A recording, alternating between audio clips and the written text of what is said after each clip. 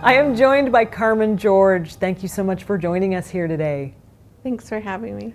So let's start by talking a little bit about where you're from, what the environment is like, and why you're doing the kind of work you're doing there.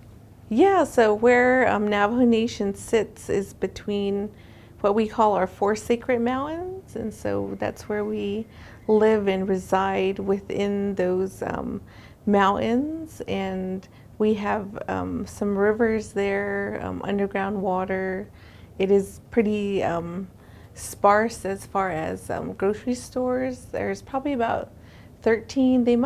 I think they built at least another one, so there's probably 14. But 14 in grocery something the store. size of West Virginia is not very many Yeah. grocery stores. So, but we have over 100 convenience stores, and so our organization, we try to work with not only the big grocery stores, but also the smaller convenience stores in the communities to help them to offer fresh fruits and vegetables to the community. Okay, and tell me a little bit more about your organization. What's the name of it? What are the goals? Yeah, so I work for an organization called Community Outreach and Patient Empowerment. It's a sister organization to Partners in Health out of Boston. And so within that, I work on the research and evaluation team, which sits under Brigham and Women's Hospital. So all of those are connected through our Partners in Health network.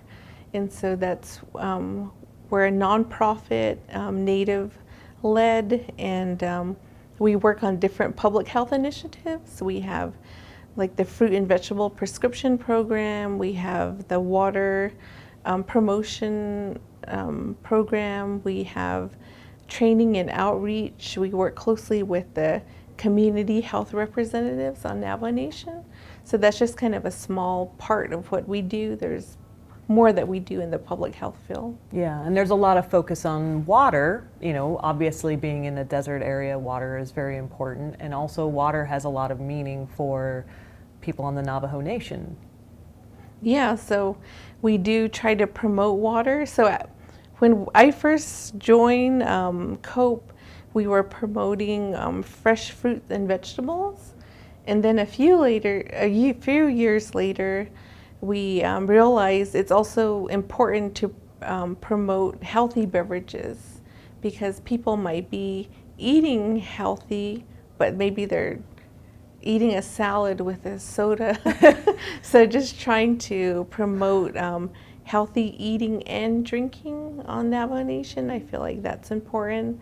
And there's a statistic that says that 1 in 4 children on Navajo will develop diabetes type 2.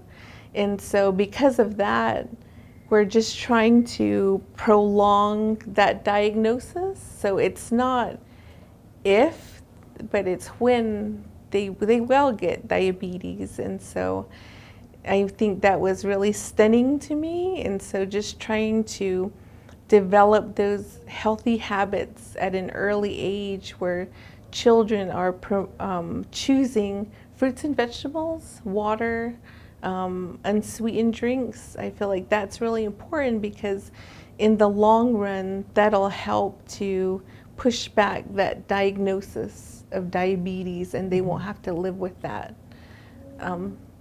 early on in their life. And I think now they're starting to diagnose them earlier. So even kids like 12 years old are developing adult onset diabetes, and that's really tragic. Yes. Yeah, it is. Mm-hmm. And then there's an element of sacredness too to water in the Navajo Nation. Yeah. So I feel like it's really important when we talk about water, and especially with the youth, to talk about the cultural and traditional aspects of water, because water, like my clans, we have all of Navajo people, we have 4 clans, and so a lot of our clans stem from water. So there's a lot of the names of our towns are in water. There's a lot of sacredness in water, because water is considered a living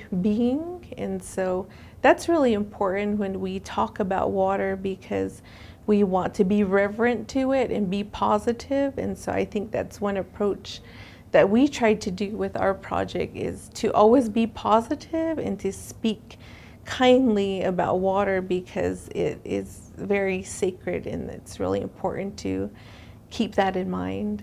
Yeah, that seems like a lesson that everybody could take from you in terms of, as we move forward and with climate change and with the potential for drought and water becoming a scarcity and a much more valuable resource than it already is, thinking about it from a sacred perspective and something that we should be protecting.